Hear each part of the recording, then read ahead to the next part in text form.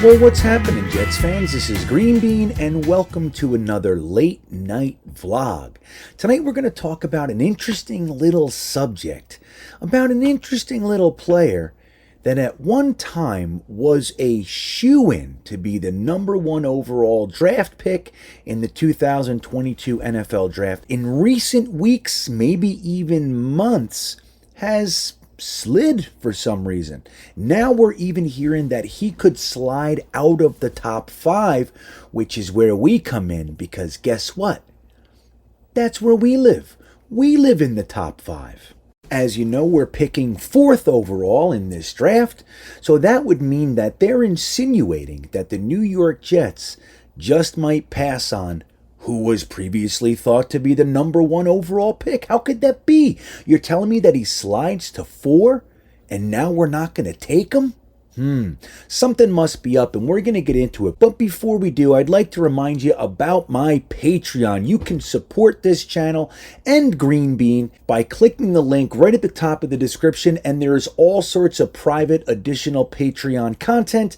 There are 3 tiers, $5, $10, and $25, and you get varying degrees of additional content that way, and we have a fantastic time with our weekly positional breakdowns on Wednesday nights. We also have our monthly classic game watch parties. We watched the Midnight Miracle last month. This month it's going to be the Jets home Jaguars playoff game. I was at both those games. What a good time. We're going to relive those fantastic Jets moments. If you would like to get involved, click the link down there and join us. And as always, every level of support that you guys give, I fully appreciate. And if you're not going to do that, consider liking the video and subscribing. How's that? So let's talk about him. Who is this magical creature that we're discussing? It's Kayvon Thibodeaux. Can you believe it? Kayvon Thibodeaux, the defensive end from Oregon, widely considered by every draftnik, every evaluator, everybody, every scout, everybody was saying Kayvon Thibodeaux is the sure #1 overall pick this year. At one time was a #1 recruit coming out of high school into the college ranks. This guy had a pretty good career. So let's talk about it. Maybe we can find something in his game for the reasons why he would drop. Now, first of all, he's 6'5", 258 pounds. That's 260 where I come from. Just a touch light for a defensive end, just a touch. They're talking about him being able to add a few pounds of muscle with his frame. Not really an issue. He's got great flexibility. He's got great bend. He's got a great first step. They say that he uses his hands really well. When you watch his tape, you can see him being able to counter the offensive linemen when they try and grab him. Great use of his hands. Great moves with his arms. He has a bull rush. He has a speed rush. He has so many different tools in his toolbox that he can easily employ them at any given time. You never know what he's going to do. He's got the full repertoire of pass rush moves. He's good against the run. He's got a great motor. And he's even got a super high football IQ, known to manipulate and set up offensive tackles, and has altered his pass rush moves to where the quarterback is. So what is it with this guy? What could it be? That's pretty crazy stuff. We're talking about the guy has everything. He's got the bull rush, he's got the speed rush, he's got a great first step, great high motor, great football IQ. What else do you want from a guy? 6'5", 260. What do we need for this guy to be drafted, to be considered top 5? Well, here's one little knock. They say that he gets stuck. He needs to learn how to disengage more. There's not much concern out there that this is going to hinder his game too much in the NFL, but it is something that you see mentioned relatively often about the guy. But here's where it starts to change. We're going to talk a little bit about his attitude. Now, the first thing that we're going to bring up is this comment about Alabama. Now, he said that he didn't choose Alabama because of the educational department. He wanted to actually go to a school that focuses on education. That's why he chose Oregon. Interesting comment, because as we've learned since the comment was made, Alabama's educational output actually exceeds Oregon's by just a little tick or two, but it's there. So the comment doesn't make any sense, and people are asking, well, why is he even talking like this? What is this? What does it all mean? You know, number one, this comment isn't that big of a deal. I think we're blowing it out of proportion. But number two, why would he think such a thing? Why would he say such a thing? Because he's getting advised. Advisors are telling him stuff. They're trying to help him organize his thoughts and everything. And this is the stuff he's being told. This is what he said. All right, so he said a comment. Is it a big deal? I don't even think should matter. This comment, but it's out there. It's one of the things that people are using as why Kayvon Thibodeaux just might not be the guy for you. Now, another one is Kayvon Thibodeaux has the tendency to coast at times. You'll read this all over the place about Kayvon Thibodeaux, is that yes, he has the high motor, yes, he can be relentless, but he tends to coast at times. So what does that mean, coast at times? It means that there are lapses in his game. So there are times when he can clearly dominate, he can continue to dominate, and he just kind of settles back down. And that's one of the things. This could be an issue for the Jets because, as Robert Saleh has gone on record as saying, is that he doesn't feel that it's his job to motivate players. Now, maybe our defensive line coach feels differently, and he'll get on him and everything, and that won't be an issue. But the Jets have a head coach right now that says, it's not my job to motivate players. I don't need to motivate guys that are getting paid a king's ransom to play a child's game. All right? Fair enough. Hey, we get it, man.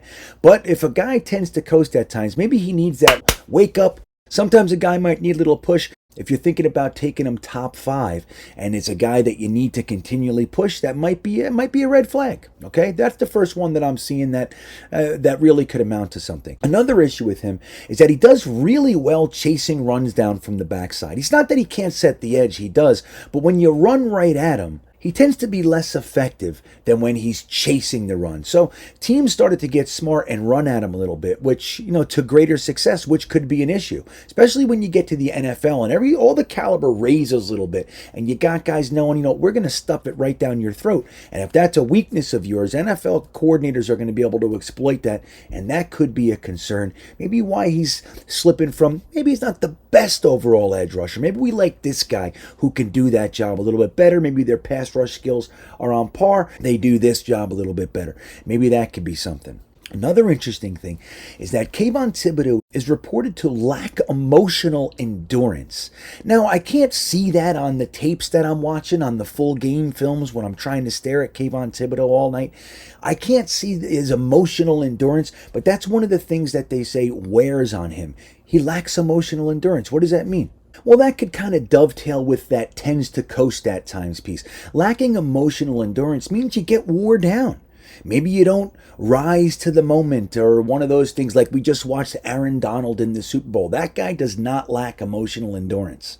That guy maintains the fire. So when you start to put these things together, he coasts a little bit. You can run at him. When that starts to happen, when maybe he's not ruling the roost, maybe he starts to wear down and starts to get down on himself and all those kinds of things. And he'll need consistent coaching and pushing and all that.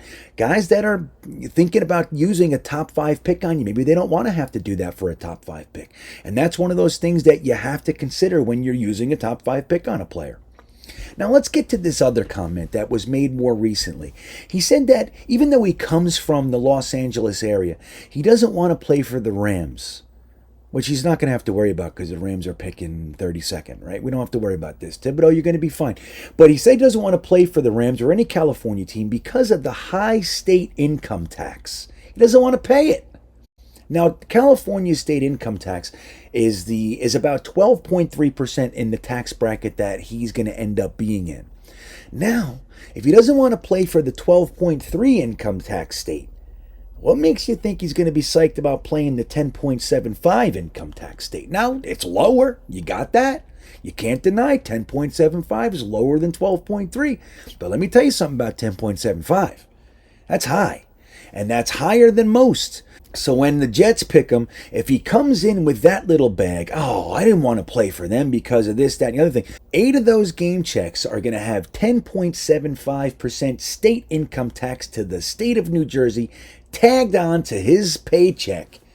And if that's something that he has put out there that he does not want to be a part of, that could be another red flag for a team like the New York Jets.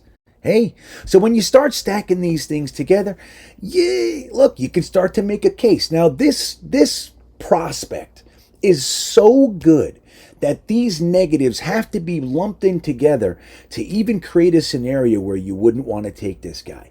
Will it happen? I got to tell you, I think it's real hard to pass on Kayvon Thibodeaux if he's sitting there at number 4.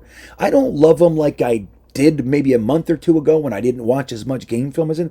I still love him though. Maybe not as much as I thought I did, but I do. Now, what do you think? Do you think that if he's sitting there at 4 that the Jets are going to pass? I don't know. Would you pass? I don't think I would. I don't think I would. I think he'd be the best edge rusher that we had in town in a long time. So let me know in the comments what you think. Does this slide make sense to you? I don't know. I don't know if it makes sense to me. Let me know what you think in the comments. I'm always interested in hearing your thoughts, and we'll get this conversation going and see if we can get past this ruse, this smokescreen that Kayvon Thibodeaux is no longer the best edge rusher in the class. Let's see what it is. I hope you're having a great night, everybody. And as always, go New York Jets.